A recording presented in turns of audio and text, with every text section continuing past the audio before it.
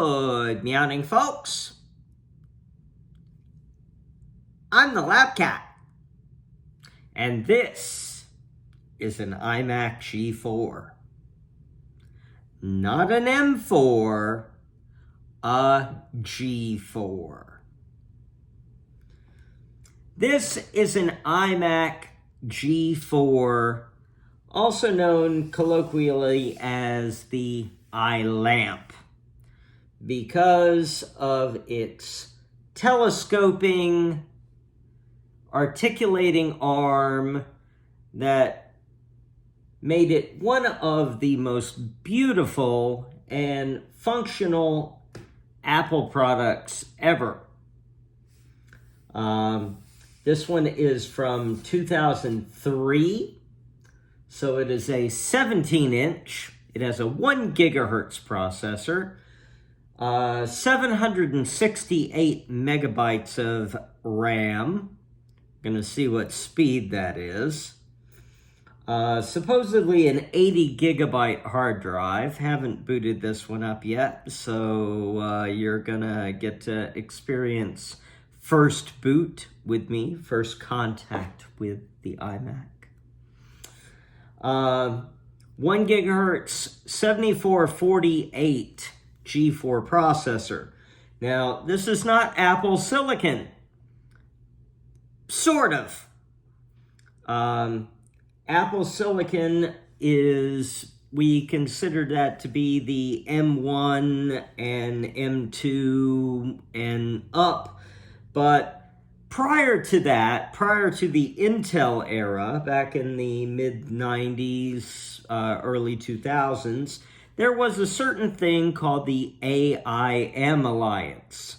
The Apple, IBM, yes, IBM, and Motorola Alliance. And they created a little something called PowerPC. Now, for those of you who might be familiar with the ARM architecture, PowerPC has some vague similarities to that, but it's not quite the same thing. PowerPC iMacs and PowerMacs were known for their graphical performance and their overall responsiveness over Windows-based machines, mainly because the operating system and the hardware were all built together. So they were designed to work together. This particular iMac, according to the seller, has 10.4 Tiger, so that is Mac OS or OS X 10.4. Notice that we are now on 14.0, so we're kind of stepping down a little bit, as well as the original Mac OS 9.2.2, and that is known as the classic Mac OS. So we have this nice sturdy little base here, and if we look down, we'll notice that it has something that's not normally seen on modern computers. We have a DVD drive. So we'll see how that works. And it also has 17-inch, so this should be probably maybe a 1280 by 720 monitor, something like that. We'll see how that works. It does have USB. It also has FireWire. So I have a lovely little Logitech keyboard here. Didn't have time to round up an actual G4 Apple keyboard. So we're going to be working with what we've got. And the power button is on the back here, so let's lovingly tap it and see what happens.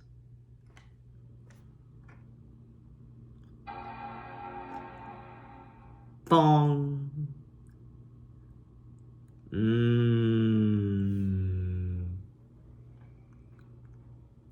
All right. Hey, we got a display. We got an Apple logo. This is all very good, folks. This is all very good. We've got our spinning little hashes. And look at that. Look how fast that booted up.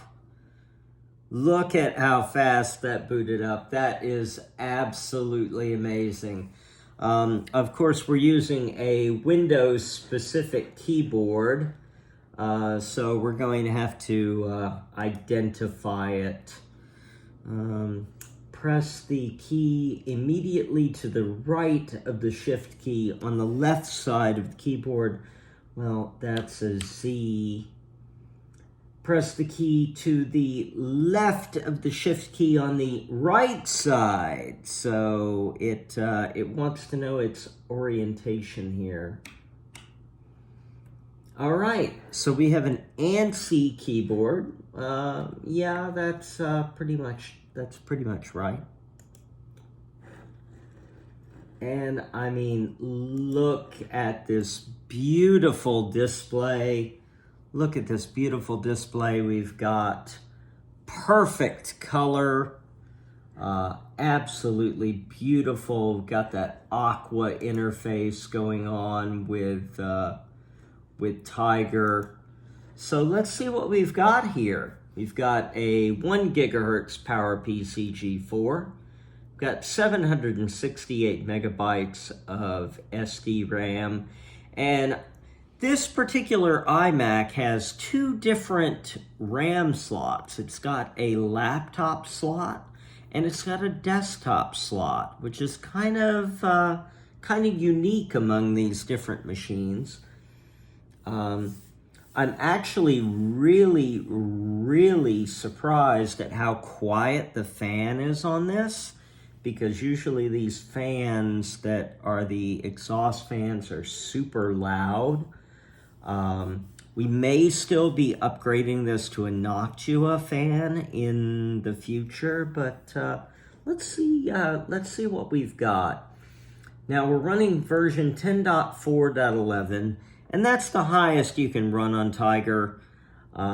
So I'm not really worried about that. But let's check out and let's open the system profiler, and that's what is going to tell us what type of memory we've got. So let's go to the memory tab. Let's go to the memory tab, and if we look here, we have got 512 megabytes of RAM on the main slot, so that's going to be the desktop slot. And then we've got, on the laptop slot, we've got 256 meg. Now, you may notice that that is running at a slower speed, which is actually going to slow the performance of this machine down.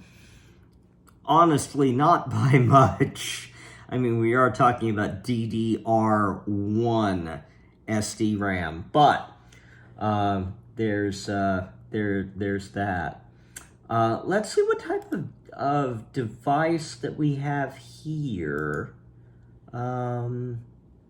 Okay, so we've got a Seagate 80 gigabyte disk.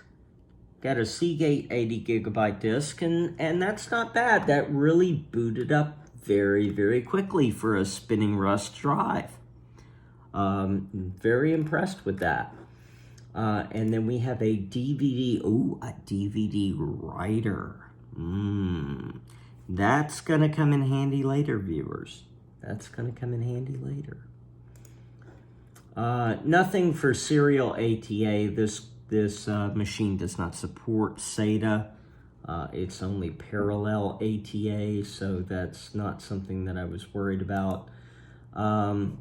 No airport card. No airport card. Womp womp. So no Wi-Fi on this machine. We can add that. We can add that later. Although, to be honest, the best way to add it is probably going to be via an external dongle. Because Airport, as far as I know on this machine, Airport was only exported or only supported up to the Airport standard card, which is 802.11b. But if we get an external dongle that will work, then we can go up to probably 802.11g, maybe 802.11n. So there you go. Let's see what's on this machine. It looks like a pretty standard installation. We've got Tech Tool Pro 6, which is a Apple sort of diagnostic utility.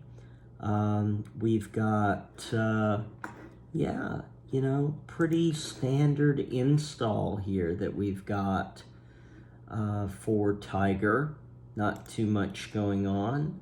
Let's look at our applications. We've got good old Chess there. Got good old Chess.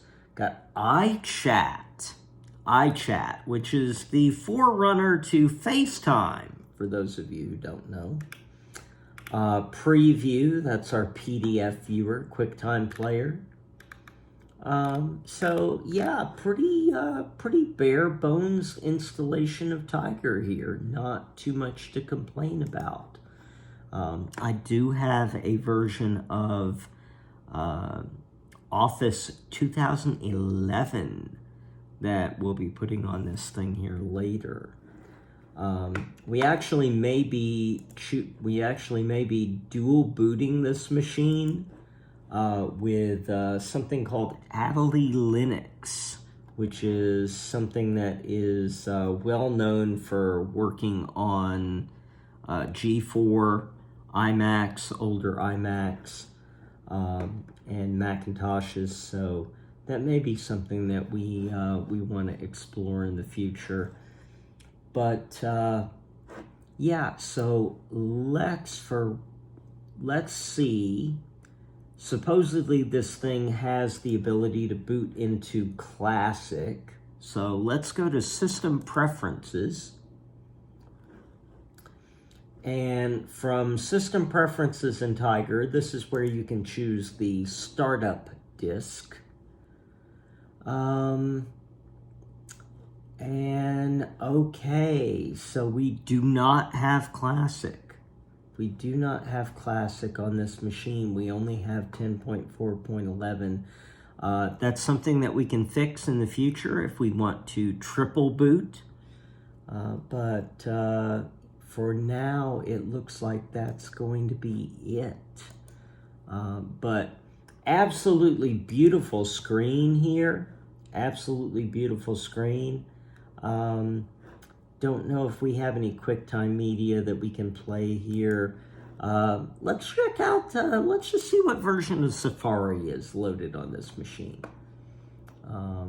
It's not going to load anything because we're not connected to the internet.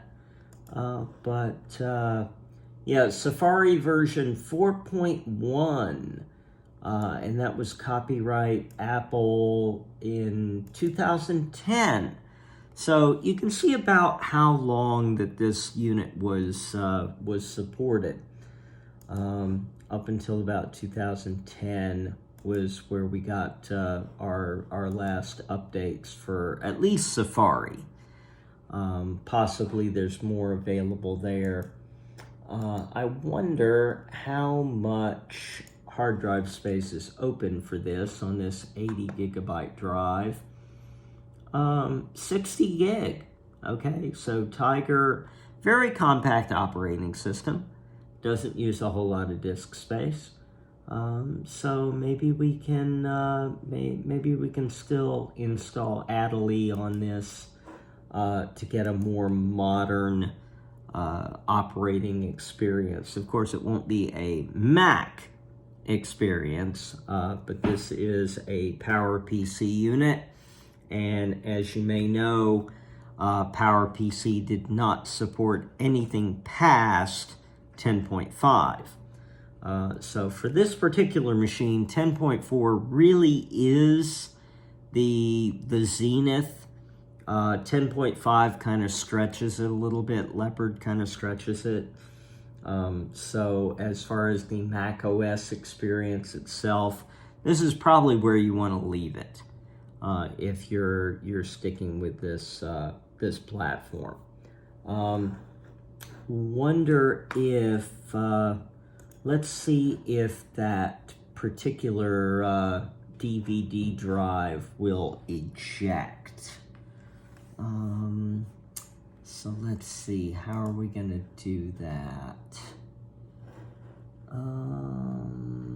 Let's see. I don't actually see the DVD drive here on the list, which that kind of concerns me a little bit, because there should be a way for us to eject it. And I'm not seeing it here. So let's go back into System Preferences. Go to DVDs. Yeah, so we're going to have to figure that out, but that's fine.